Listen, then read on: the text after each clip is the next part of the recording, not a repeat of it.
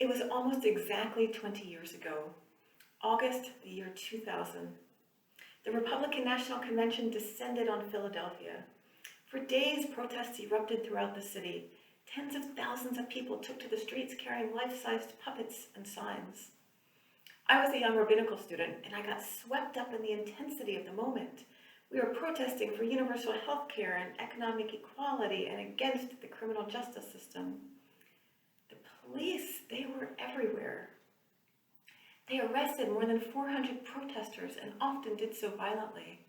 They raided a puppet warehouse, arresting 80 puppeteers on charges of conspiracy. Their goal was to get the protesters off the streets, setting bail at $1 million for a few activists. My friend Elliot and I were outraged. We decided that we had to do something. So we organized a press conference. We got a group of rabbis and rabbinical students to sign a statement protesting police brutality. We found a museum downtown that agreed to rent us a room. We contacted the media and they came in droves. A camera guy from a television station told me that they needed more color on the podium. A custodian got him a banner with the museum's name on it. It appeared in every news report. The truth was that we really had no idea what we were doing, and it was amazing the damage that we caused. A month later, the president of my rabbinical college asked to meet with me in his office. He explained that our failure to let him know ahead of time what we were doing left him ill-prepared to handle the controversy. He told me that the leadership of the museum was furious with the college. He let me know that my activism had cost the college $50,000 in lost donations. And then he told me that if I ever wanted to do something so controversial and so public again, that I should at least do it well. He proceeded to teach me at the end of a long day how to organize a proper press conference. We might call this a teachable moment, but in Jewish tradition it's called tochacha, or rebuke. It was the best tochacha I've ever received. The idea of tochacha comes from Leviticus 19, 17, and 18. It begins, Lo tisna et achicha bilvavecha. You should not hate your kinsfolk in your heart. Hocheach tochiach et amitecha. You should surely rebuke your friend. Velo tisa alav chet, so that you do not sin because of him. V'ahavta l'reacha kamocha. You should love your neighbor as yourself. To expand on the text, don't hold anger in your heart. Don't let resentment well up inside of you. If your neighbor has done something wrong, don't think that it won't impact you. It will. It will bother you so much that you might be tempted to gossip about them or take vengeance upon them or pull away from them. Don't do that. Keep your heart open. Talk honestly and directly to your neighbor. With any relationship, you are going to misstep. You will inevitably hurt and annoy and insult other people, and they will do the same to you. You have to give your neighbor the opportunity to do tshuva, to correct their wrongs, to make amends, to take responsibility for their actions, to repair the relationship. By speaking to them about how they let you down, you hold them accountable to a set of shared values. Repair can take place when we are real with each other. Love your neighbor, love your friend, love your colleague and your community member and your spouse and your child and your parent. These relationships are holy. Do not take them for granted. Jewish tradition presumes that we are responsible to one another and we are responsible for one another. It's a radical idea in this hyper-individualistic world we live in, especially now when we are unbearably distanced from one another. Tochacha can feel like a burden at this time of pandemic when we're already anxious. Work is stressful, school is stressful, being alone is stressful, raising children is stressful. Who wants to give or receive criticism right now? The problem is that there are so many ways that our relationships don't work. Our spouse prioritizes his needs over ours, or betrays us, or yells at us. Our coworker neglects her responsibility and it impacts our work. Our colleague remains silent when he should have spoken out. Our friend ignores us with no explanation. Our boss harasses us. Our neighbor makes a racist remark. Our teacher misgenders us. Our parents take their frustrations out on us. The very people we count on are insensitive and self-absorbed. Our relationships become tense and then we hurt each other. So then what? We can slink away or try to ignore the harsh words that were exchanged or just lash out. But sometimes we need to address the rupture directly and have difficult conversations and even give a little tochacha, rebuke, when it's needed. It doesn't mean we're going to do it all the time. That would be exhausting. We have to pick and choose and be thoughtful about when we offer tochacha. Not everyone can handle it, and sometimes giving it is not the right thing to do. I learned that the hard way with a close friend who had made a bad parenting move, in my humble opinion. I don't even remember the details anymore. What I do remember is that our kids had gotten in a fight, and I felt the need to reach out to my friend about it, parent to parent. I thought she should intervene and talk to her daughter about her behavior. It was an awkward conversation punctuated by lots of uncomfortable silences. That part was unforgettable. At the time, I genuinely thought that I was being helpful. But I really offended her. She was defensive and became distant. It's true, I overstepped. I assumed a mutual desire to problem solve that didn't exist. I was meddling, I made the situation worse. Parenting is a touchy subject, and I should have kept my mouth shut. What's also true is that she hated having difficult conversations, which meant that when one of us annoyed the other in the ways that close friends sometimes do, we couldn't talk about it and make things better. It reminded me of a teaching from the Talmud. Just as there is a commandment for a person to say words of rebuke that will be accepted, so too is there a commandment for a person not to say words of rebuke that will not be accepted.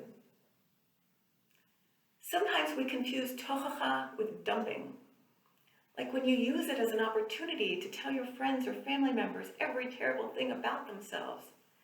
That's not tochacha, or it's not tochacha done well. It's supposed to come from a place of love and respect, with a sincere wish to help the other person do tshuva, to change themselves or make amends. We're supposed to be honest, patient, compassionate, vulnerable, and direct.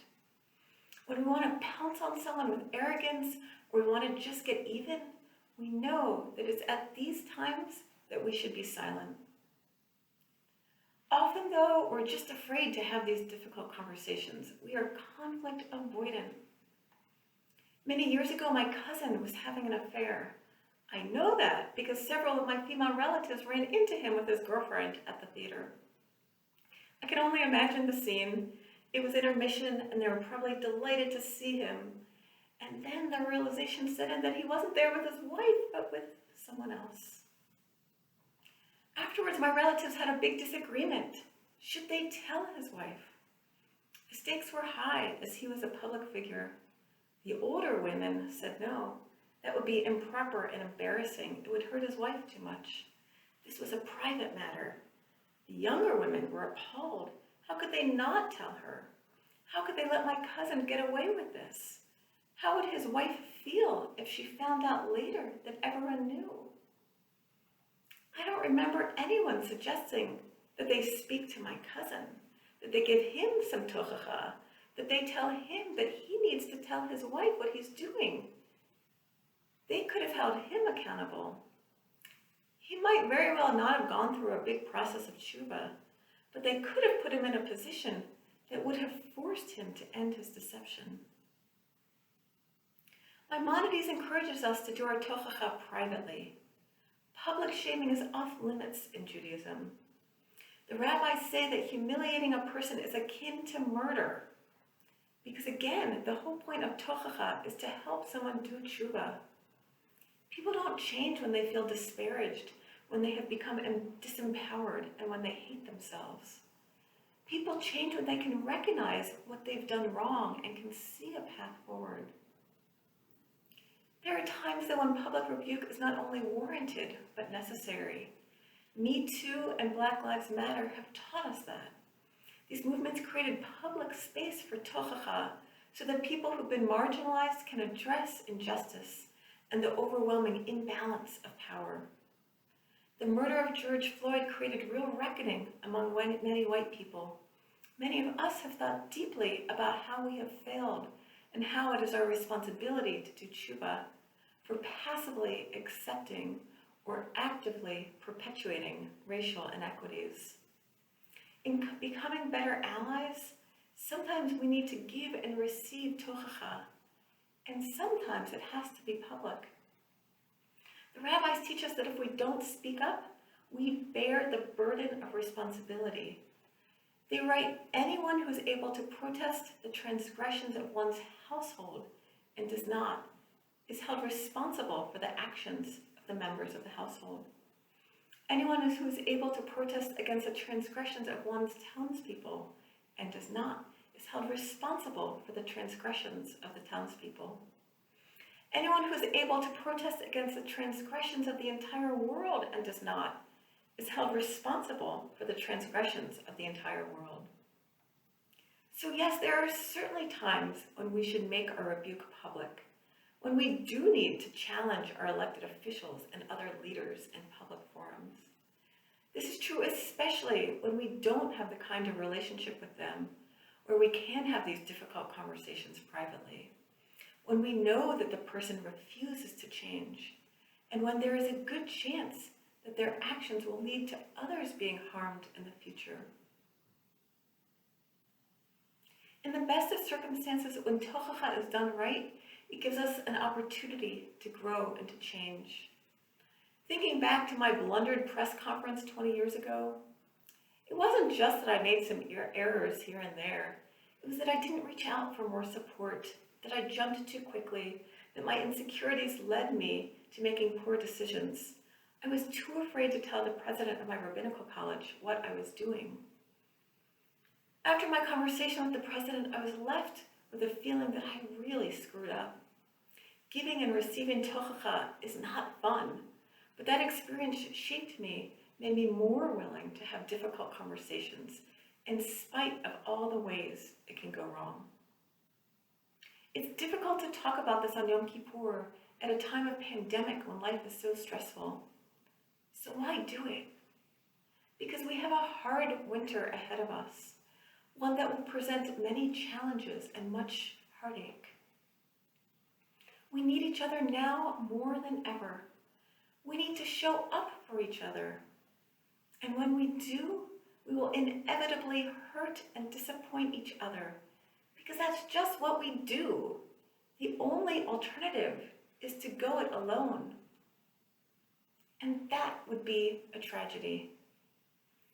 Tochacha, along with tshuva, gives us a way forward, an opportunity to address the harms we've done and to move forward with grace. Tochacha and tshuva give us the opportunity to be better allies and better friends, to foster a sense of curiosity and learning, to be brave and open-hearted. On this Yom Kippur, let's offer tochacha when we see a wrong, or a rift, or a relationship that needs mending. Let's be a little stronger and be willing to receive tochacha when others need us to change. Let's stay connected to each other, deepen our relationships, and foster real community. Gamar Chatima Tova, may we all be sealed for good.